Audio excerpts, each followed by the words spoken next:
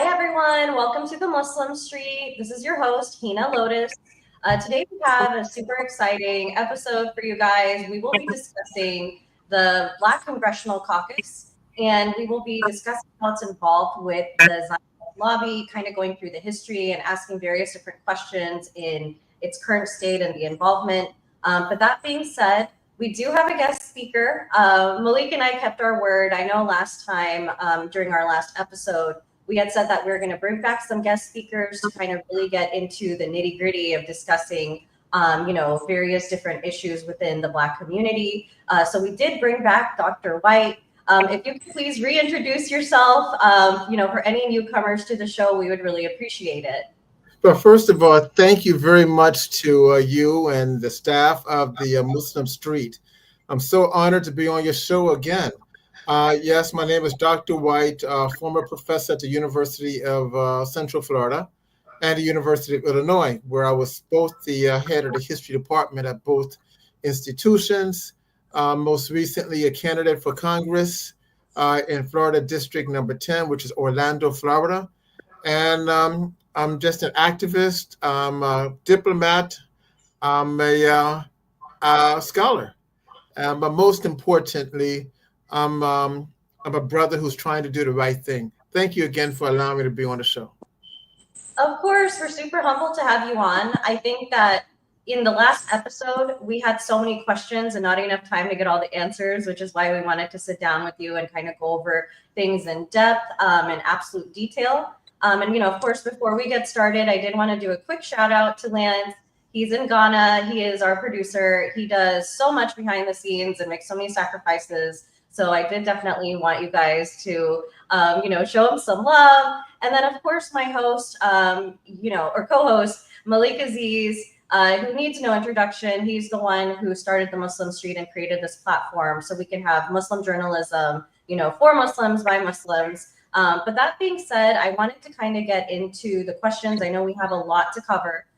So the first thing that I wanted to kind of go over is, are you able to give a brief history of the Congressional Black Caucus and how it started and how we ended up where we are today? Because from my understanding, and I could be wrong, it was created in the 1970s. And at the time, it was very much against South African apartheid. And the reason we wanted to do this episode is because we wanted to kind of express how it's done a complete 180 and now predominantly supports the Zionist lobby. And I appreciate you. I didn't mean to interrupt you. Please go on.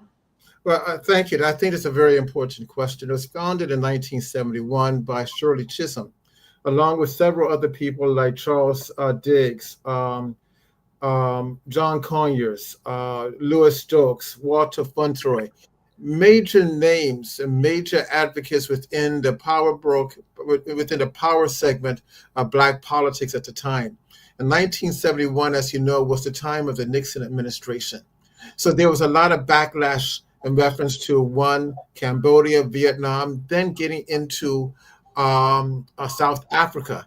As you know, at this time, during the early 1970s, going into the 1980s, South Africa had one of the worst regimes in the history of mankind, called apartheid. Apartheid was segregation on steroids. That is, they took the land, a minority of the people, less than 10% of the people, controlled over 95% of the wealth, and they really subjugated as well as oppressed the Black majority.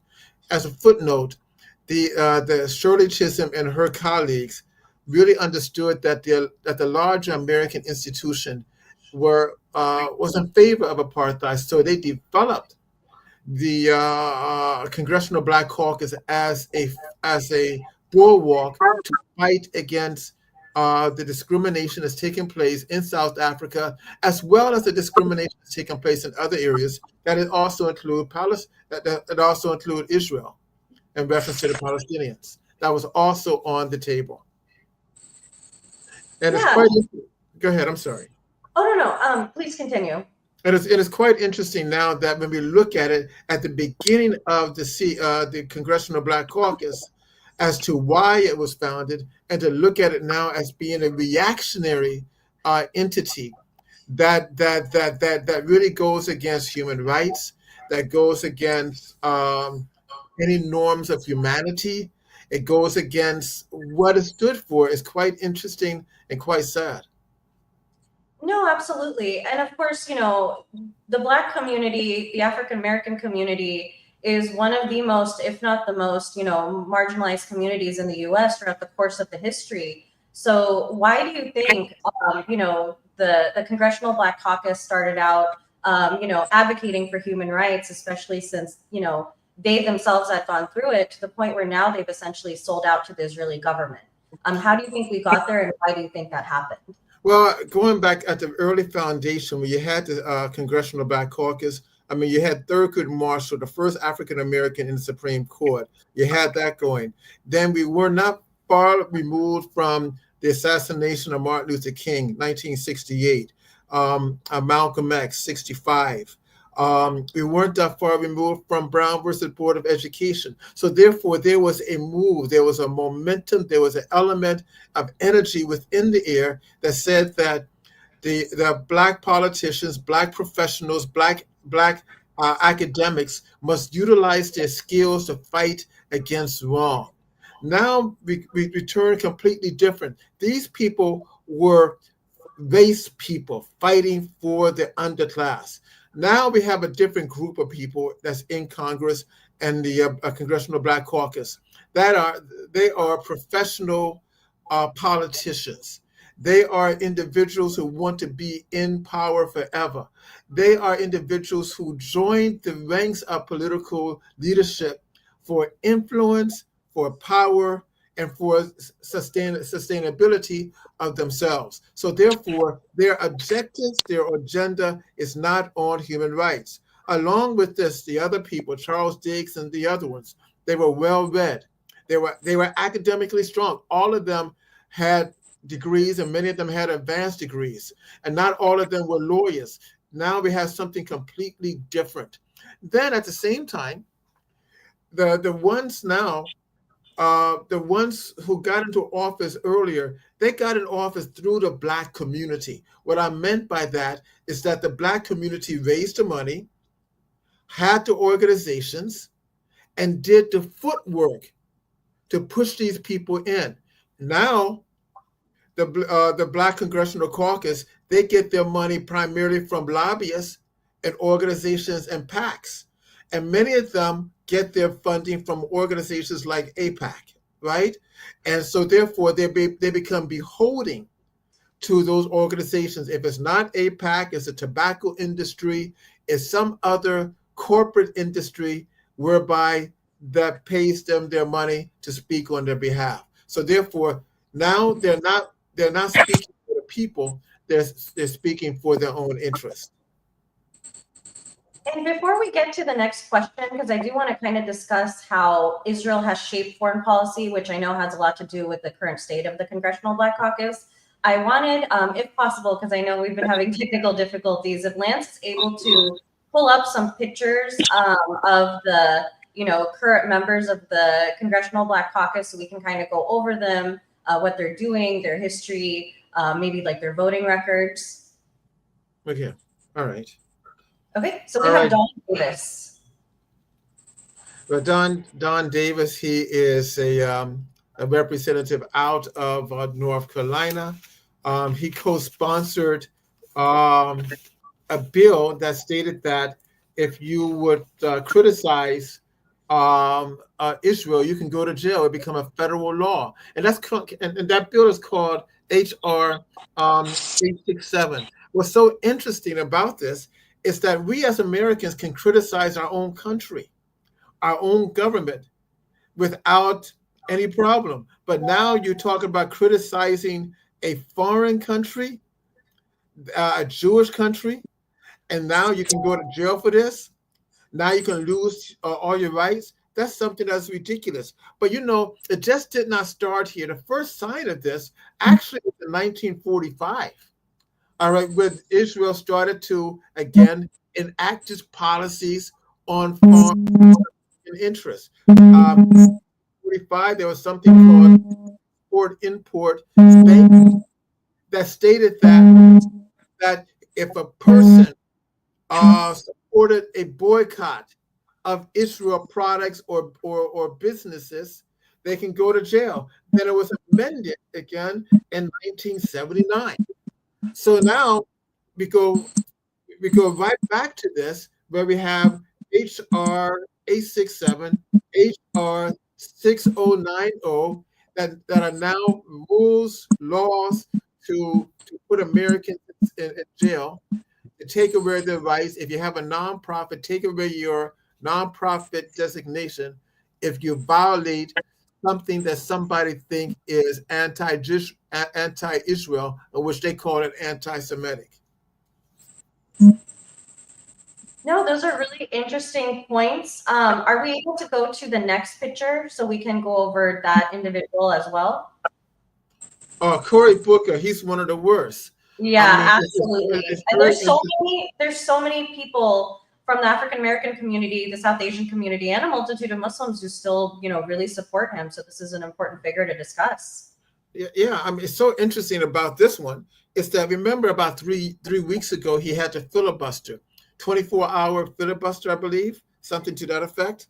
All right. Now people didn't take notice of this, but while he is giving the filibuster on his lapel, he had a pen that represented the Israel government and AIPAC. I don't know if you saw that.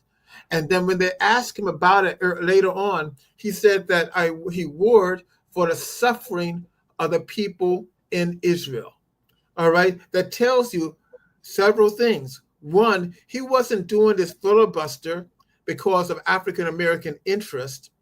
He was doing his filibuster for his friends within the Israeli lobby and that organization. And several of them voiced greatness about, oh, you did a wonderful job, and so forth. And in fact about it, from that 24-hour talk, he was able to get another $200,000 for his campaign. And this was directly through the Israeli lobby for his campaign? Absolutely, directly. Is that this might be an ignorant question, but I'm sure other people in the audience may be wondering as well. Is it legal for a foreign entity to go ahead and fund an individual's campaign in the U.S.? No, but what happens now is that AIPAC is not registered as a foreign lobbyist. You see, that's how to get around it. Now, one of the things that President Trump should do, Trump is overseas right now in the Middle East. He's visiting Saudi Arabia, the United Arab Emirates, as well as Qatar. And he said he's not going to talk to Israel because he's pissed off with Israel because he said. Oh, you're muted, Dr. White. I'm sorry? Oh, you were muted for a moment. Okay. He said that Netanyahu was trying to manipulate and embarrass him. But in reality, if Trump was really serious about this, he would do one, he would force AIPAC and like groups to register as a foreign lobbyist organization. Secondly, and here's another one for you. Many of the CBC members, like their white and Jewish colleagues in Congress, have joint citizenship with Israel. That's kind of interesting. They have dual citizenships. Dual citizenship, many of them. In fact, Cory Booker is one of them. Wow. You see, so he would make them tell this to the American people. And thirdly, if he was serious about being pissed off with Israel, he would stop sending money to Israel, and he will openly state that Israel is committing genocide. But again, this is something that Cory doesn't do. He hasn't said genocide. He hasn't condemned Israel. And he hasn't told his constituents that he has dual citizenship with that country. That's ridiculous. Are we able to go to the next individual? So we have Raphael Waro. Well, Raphael, he was part of the group who visited Israel a couple of years ago. I confronted him and Sheila McCormack, and I said, why would you all go there? Why would you be interested in going to Israel and sitting down with Netanyahu first thing out of his mind, out of their mouth, is that they wanted to go to study racism and discrimination. And I responded, well, you don't have to go that, you don't have to go that far. All you have to do is go across the street in your own neighborhood. You see, but the point is that he went over there to show their interest and their willingness to be utilized as their front and as their attack dog, all right, for the Jewish interest, and to push even Biden at the time to do more things to support the Israeli government. I mean, the sad thing about Warnock and all of them is that they have no integrity. They're willing to use their color, and I say their color because when you talk about African American political leadership and social leadership, it goes right back to the civil rights movement, and that storyline is right there. So therefore, they're willing to use their blackness as a front to support the interests of a government that is racist, a government that is anti-humanist, a government that has created the worst Holocaust. Listen to me carefully. The worst Holocaust since World War II. And that makes Netanyahu Hitler Jr. Yeah, no, and I mean, if you look at the different figures, it looks like he has almost $1 million from AIPAC. So it looks like they get money and they just do whatever the people tells them to. And keep in mind for how this money works. Once you have money in your kitty, all right, you don't really have to declare how you use it. So therefore, they're living off of this. So this is just income for them. This isn't like towards a campaign or anything. Wow. It's just an income. Even if he decides to quit the House of Representatives, he still has that money. He can still live off it. That's a nice bank account. And Lance, do we have any other pictures to go over? Okay, so we have Hakeem Jeffries, who actually has over 1.5 million. That's insane. Well, let me tell you about him. I mean, if there's one person, Malik and them know I used to be a boxer, and I used to like to get into competition. If there's one that I would like to get in a ring with, that would be him. All right, I'd like to teach him a little lesson. He is the worst. He is not only a proponent of this. He is the head of the organization. He is one of the highest ranked people in Congress. And what also makes it bad is that he has even gone on record that African countries who boycotted Israeli products and criticize Israel, that those African countries should be sanctioned. In fact, he has gotten in touch with some African countries, such as Kenya and several others, who stated that, told them that they should be sending troops to Israel to help them fight against the Palestinians. That's how far this guy goes. And this is a resource-rich, continent that has been, it's gone through imperialism and colonization. They themselves are still kind of fighting for their own economic independence. I think that's the best way to say it. And here you have this individual telling them that they need to go fight for a foreign entity. So that actually breaks my heart. I put it like this: Jeffries has never voted against Israel on anything. Wow. Not on anything. Well, they're rewarding him handsomely, so we can definitely see why he's a sellout. And unfortunately, we need less people like him. And what makes him so bad is that his uncle was a great advocate, political and academic advocate from Temple University, Leonard Jeffries. He was a Pan-Africanist, a nationalist, and he fought for the interest of the Muslim community in the Middle East. Hakeem is far removed from his uncle. He has become a complete turncoat. a traitor to his race, a traitor to the working class Americans, even a traitor to real democracy. That's just so frustrating. Are we able to go to the next picture? Well, yes, this individual needs no introduction. I don't even want to say her name. Please continue. Well, She's just disgusting. well, she got between 12 and 15 million dollars. This the figure that you have here, that's the first donation they gave to her. But by the end of the campaign, she got between 12 and 15 million dollars. That's why we have 3 pictures of her, because you have to multiply that amount by 3, essentially. That's right. That's right. And remember, again, she never voted against Israel on anything. She supported. All right. She even claims and argues that she learned so much goodwill and greatness from the Jewish community. Not that they can't offer anything that's good, but she turned it into a political discussion, and as saying that, listen, no matter what goes on, I will always stand with Israel. That's where it is, you know.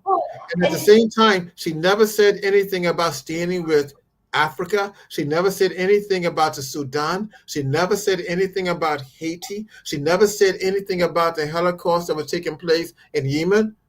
None of these things. Her eye is on the prize, and that is with Israel.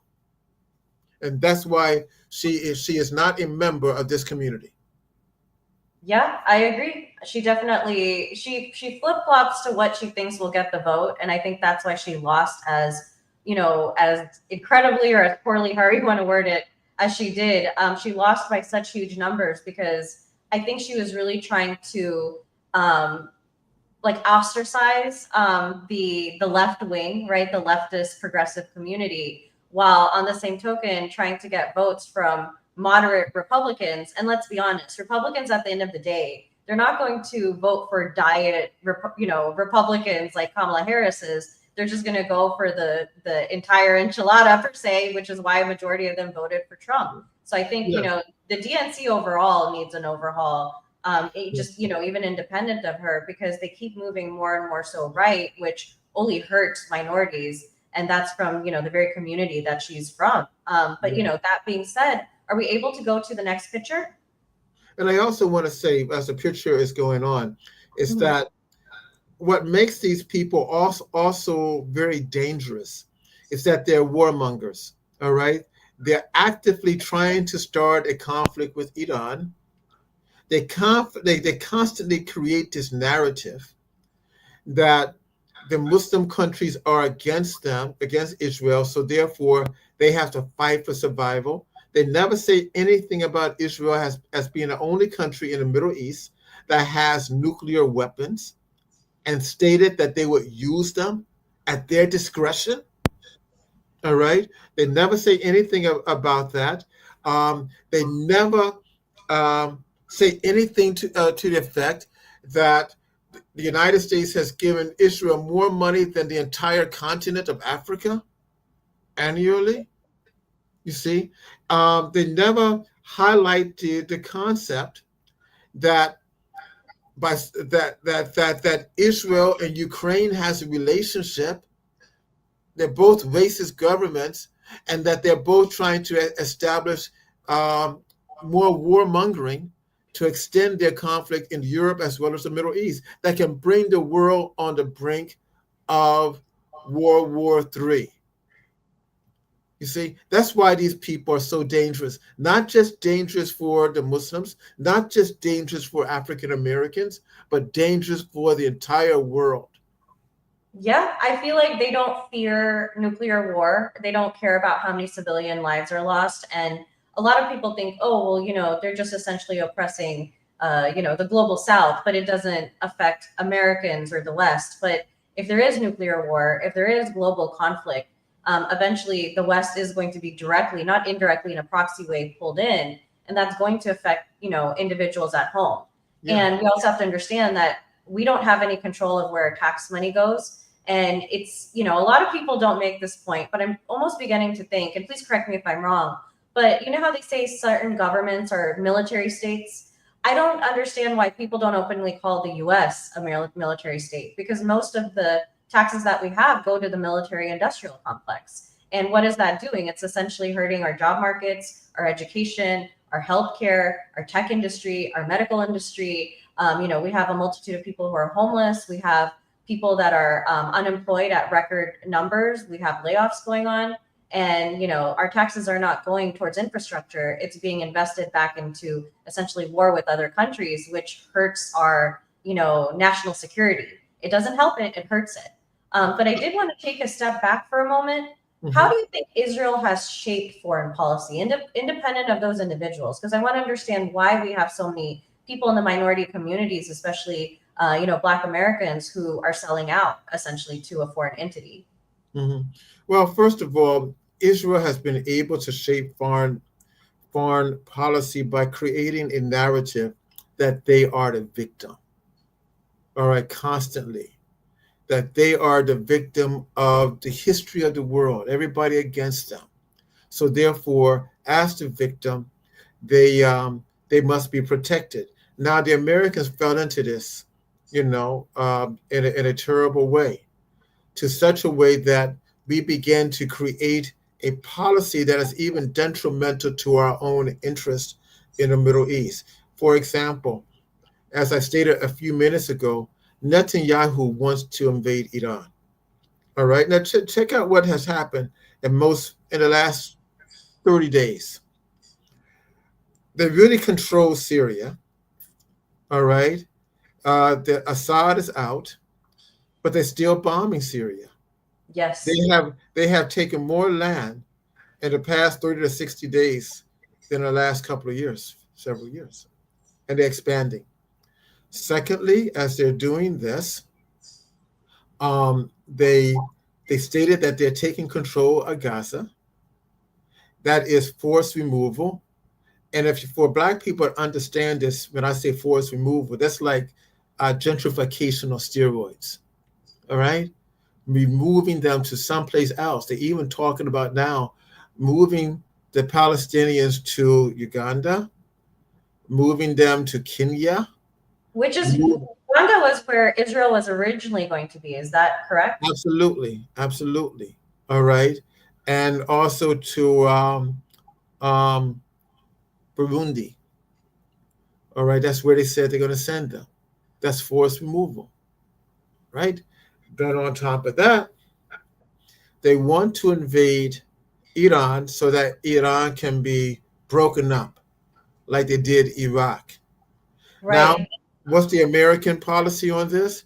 If that happens, right, it's going to be American troops, because Israel cannot beat Iran. Even though they have nuclear, they cannot beat Iran at all. In fact, right now they're having a tough time with the Houthis.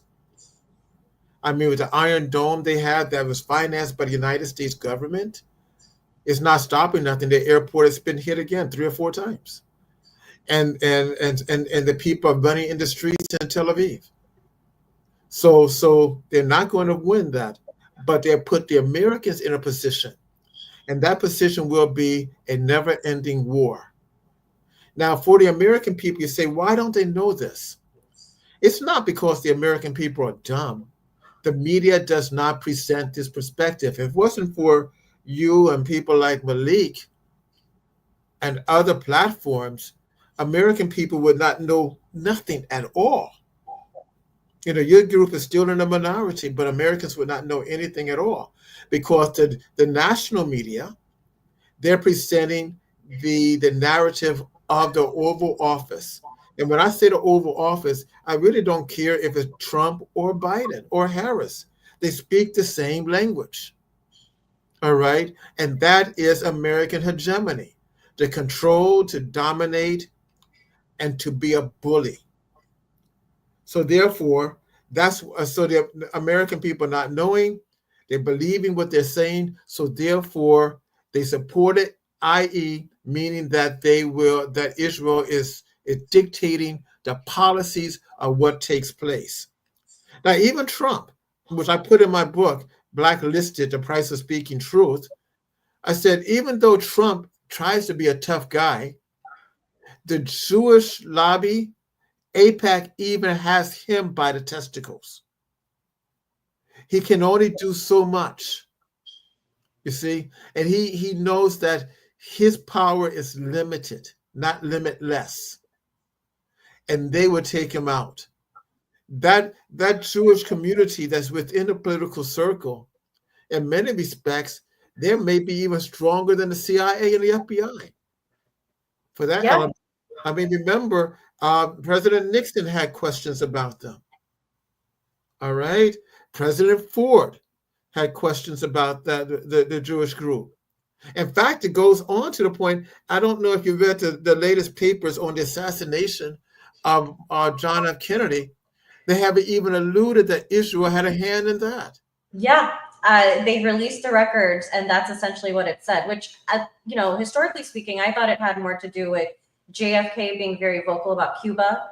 But when I essentially read that it was Israel, I don't think anyone doubted it in any capacity, because JFK was very outspoken about human rights and not getting involved in the military industrial complex to the magnitude that we have been historically and are now. And he suffered the consequences. I was actually surprised that those records were released, because it's basically giving the playbook as to what's going on right now and why. And I did actually have a question for you. So we've been discussing how AIPAC is essentially funding various different members in Congress, especially the Black Congressional Congress. But that go on. Oh yeah. So I was just going to ask, how is the U.S. funding Israel? Oh, several ways. I mean, of course, we give billions of dollars annually. And in the last 30 years, we have given something like $400 billion. Now, in the last a couple of years, in reference to Gaza, we have given well over $80 billion, even more. That's the straight out. That's going through the military. That's going through security supplemental appropriation bills. Now, note, you have that. Then on top of that, you have each metropolitan county. Your taxpayers' money, my taxpaying money, goes to fund Israel. In fact, there are rules in every county and state that so much has to be allocated. That doesn't say Israel. It says defense. Okay. All right. Then it goes through the defense and humanitarian bills and appropriations, and it gets to Israel. Remember, in our own state, last year, DeSantis gave something like over $200 million in aid to Israel, humanitarian aid, educational aid, and military aid as a state. To look at this craziness, not 200 billion, I'm sorry, that to look at it, let's take Mississippi, which is one of the poorest states in the country, a state that has, I believe, a majority Black population.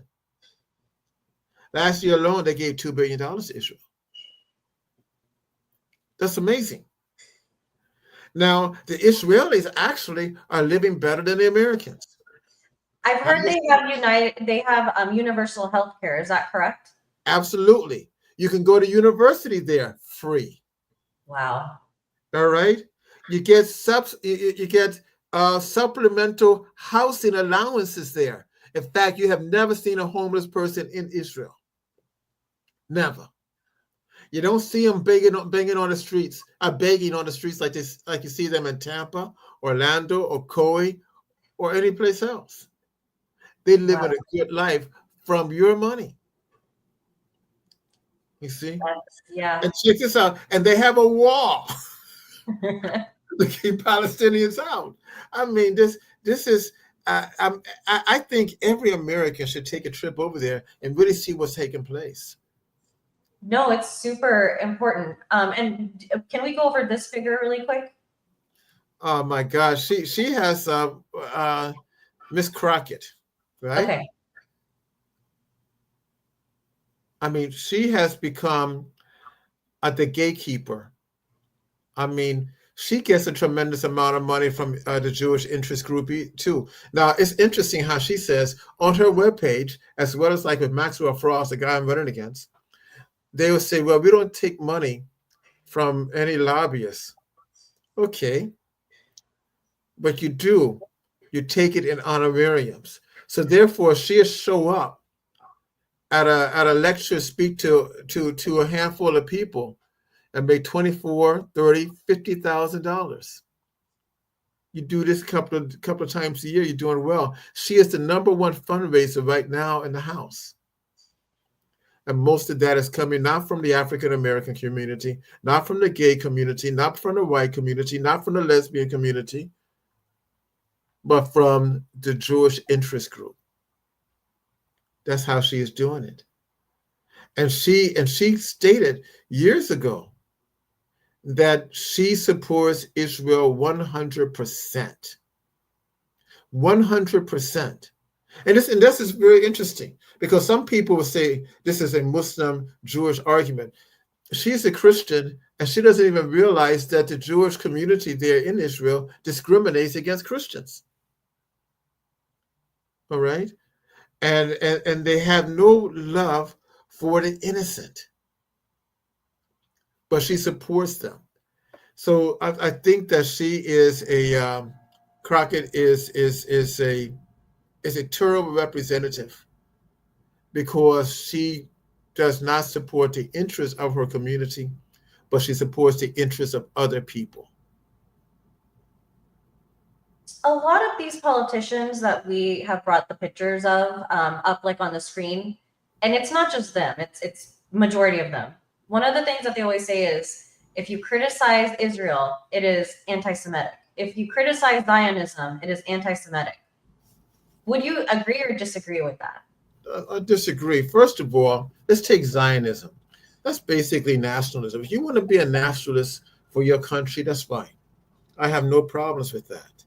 You should have love for your country, love for your heritage, love for your ethnicity. I have no problems. However, when you utilize that as a measure to oppress other people, and now it becomes xenophobic and ugly and dangerous to other people, that's where I have a problem.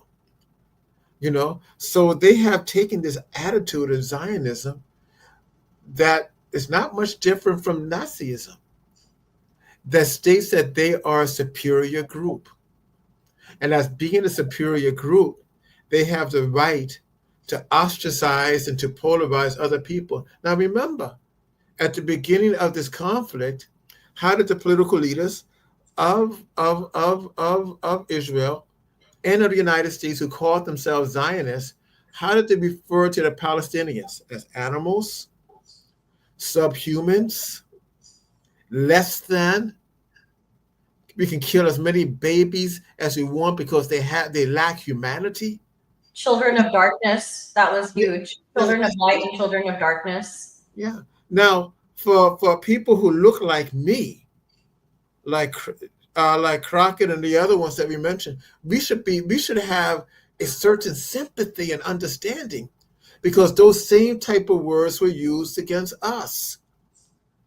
I mean, they put our people in zoos in the Bronx Zoo. They put our people in exhibits during the World's Fair in Chicago. They said that we grew tails at night.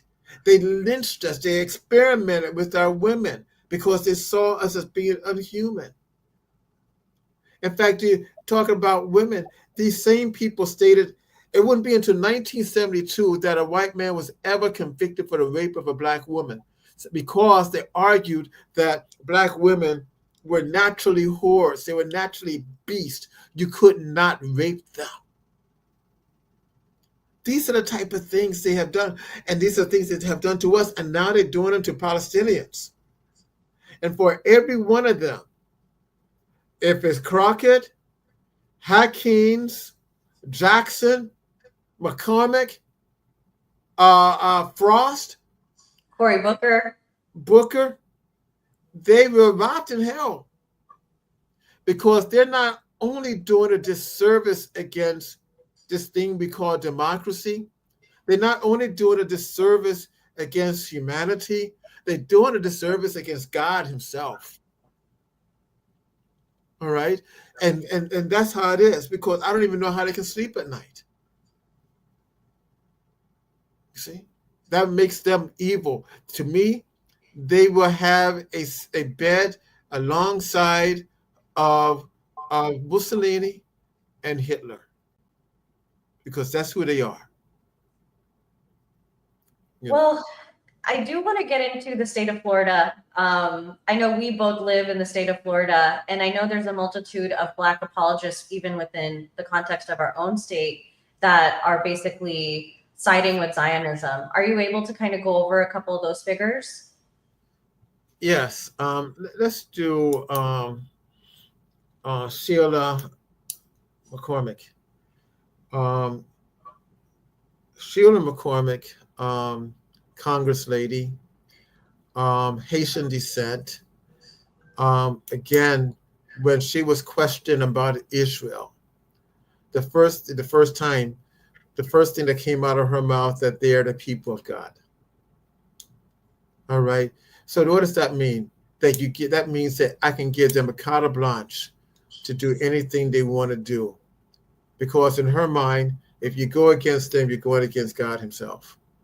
And this is a strange narrative. All right.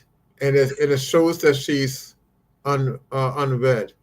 Let's take another person who's in the State House. You have Levon Bracey. You know, they have a bill that became a law that stated that if you criticize anything dealing with Israel in the state of Florida, you can be penalized. You can go to jail. You can lose your nonprofit status. She's a Black lady. Her daddy was the head of the NAACP of the state, and she voted for that, complete, with no question, like that. And so we have also I'm sorry, but a couple of the commissioner, Frederica, I can't remember. I think you know her name, but down south, always have the hat on, trying to be a lady. I have the face. I don't remember the name. I'm terrible with names, guys. I'm sorry. Yeah, it just slipped my. Again, she has voted in favor of the Jewish interests at every level, even in her own commission. All right, you take this, that one city in Florida with the commissioners, and not one county has voted to divest from Israel. Not one. And that's another way to put money in. They invest in everything. So I mean, so when it comes down to Palestinians, when it comes down to the people in the Sudan, when it comes down to the people in Haiti, we don't have much help.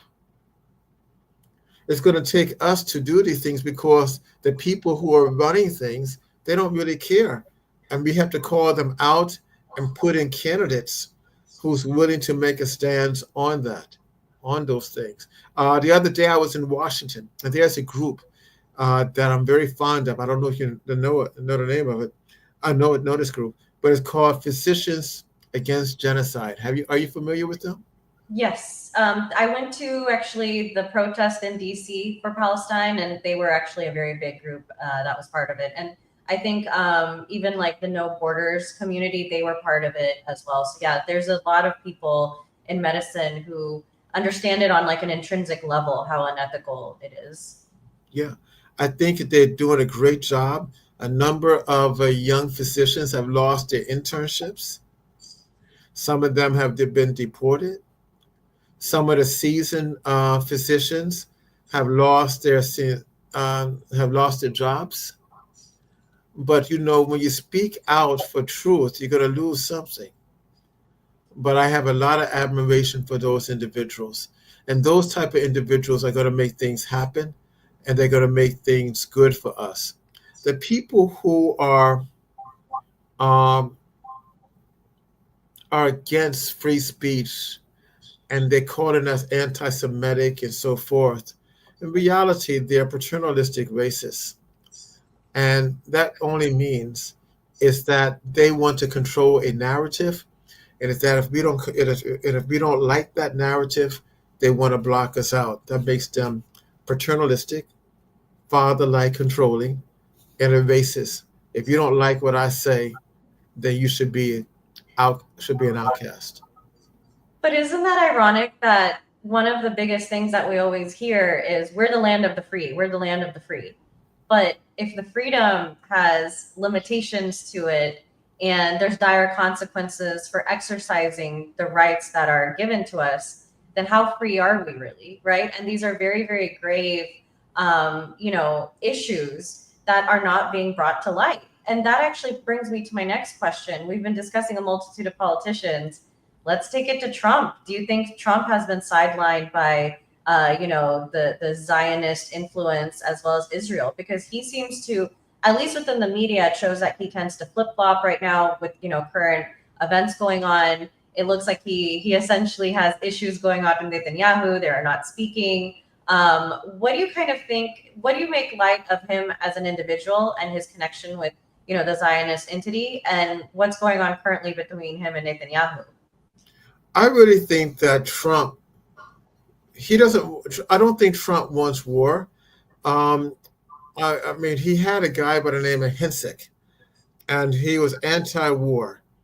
But most of his people around him, like Rubio and others, they're warmongers.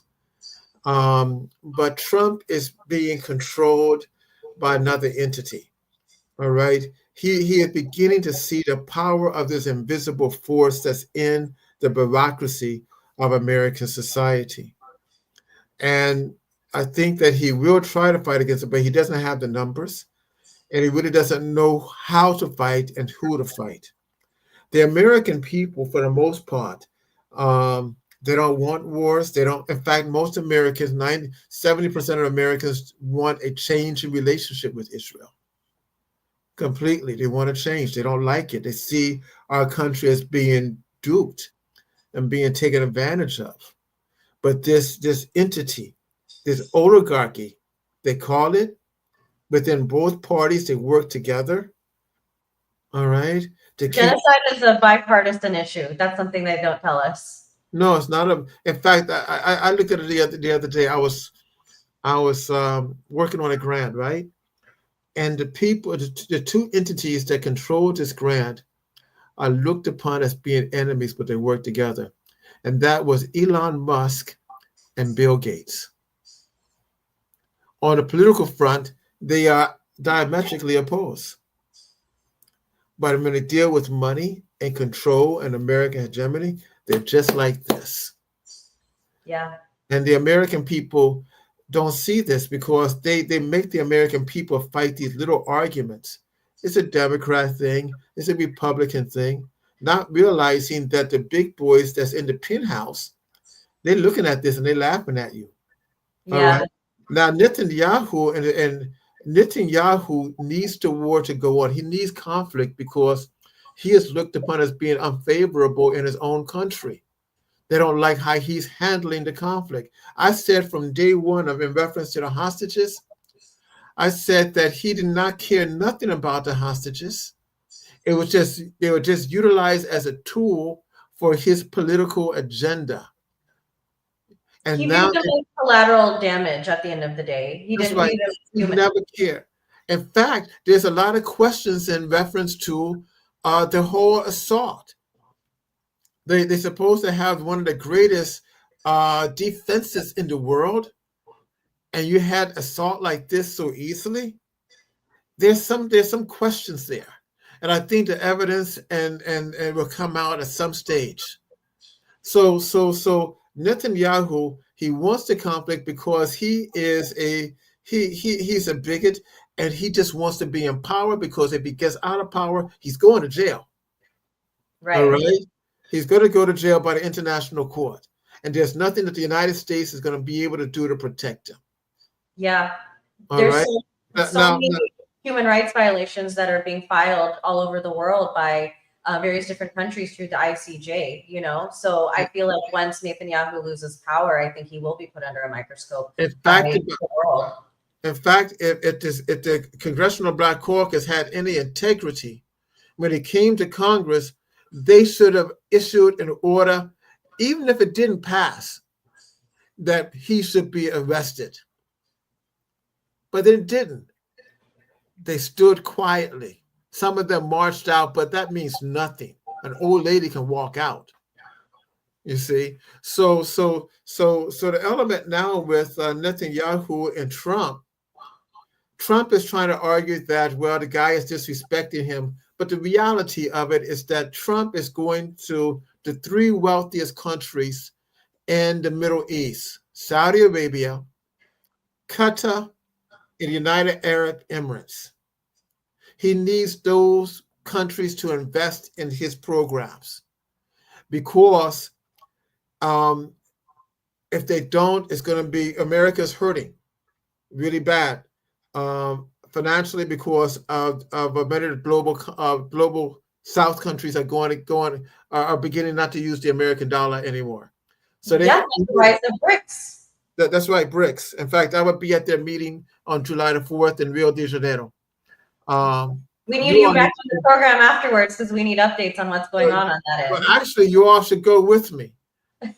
All right, to report as to what is taking place, because I would guarantee there's not going to be too many people from North America, from America, that's going to be reporting on what really is taking place. You see. So anyway, so Netanyahu, Trump doesn't like him, but Trump also understands that hanging out with Netanyahu any longer is not going to be a win for him. Trump is about winning. Trump is about trying to create a tough guy image that looks cool and grand and great. And Netanyahu is going down. I mean, he's going down, and there's no way to protect him. You know, just like Trump he's turning his back on Zelensky.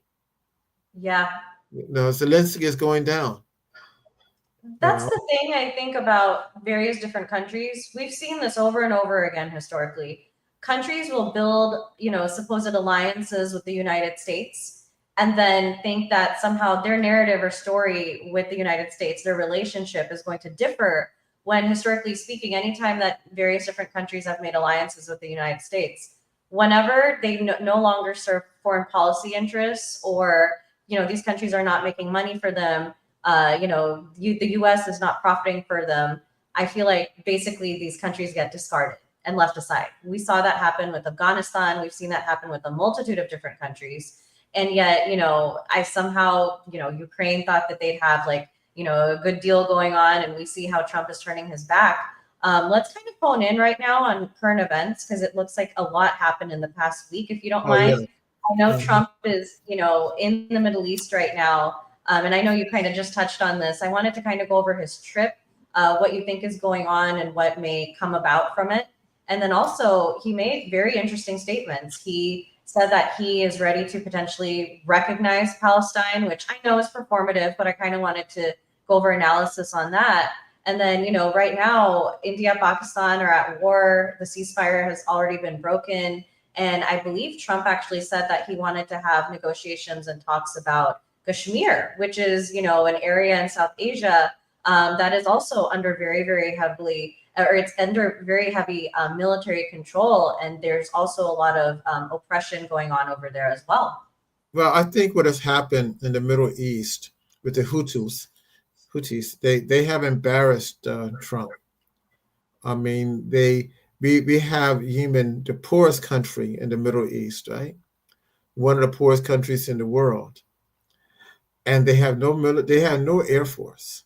All they have is drones. And these drones are wiping ships out, even American ships. Where are they getting their technology from? We can't, they like to say Iran, but remember, these people are very resourceful and they're smart. I mean, you have people making drones, country people making drones, and in Africa, you learn certain technology, you perfect it, and you utilize the resources. All right. They always think that it's coming from China or Russia or North Korea or Iran, but it's not. I mean, if they were going to get things from Israel, I mean, not Israel, but Iran, they would be getting a lot more sophisticated hardware because Iranian military armaments are some of the best in the world. They're And that's exquisite. despite the sanctions. Yes. So I mean, so these people are hardened survivors. Remember, before Gaza, we were bombing them.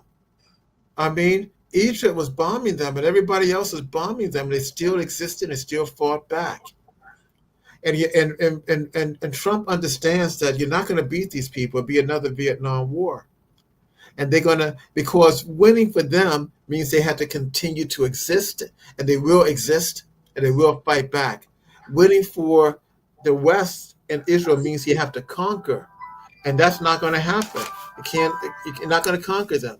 So he is saying that I have to change policies. It's an embarrassment. There's nothing I can do. He said he's going to talk to them, Right. to work out a deal so that ships can get by. And guess what? He did not say anything about Israeli ships. Not at all. All right. So you have that taking place.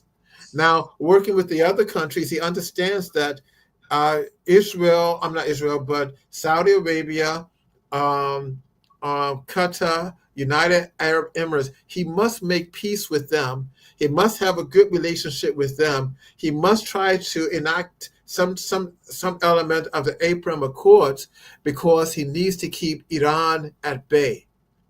Iran is not Iraq of the 1980s and 1990s. This is a major power. All right. And there's no way the United States can beat Iran unless they use nuclear.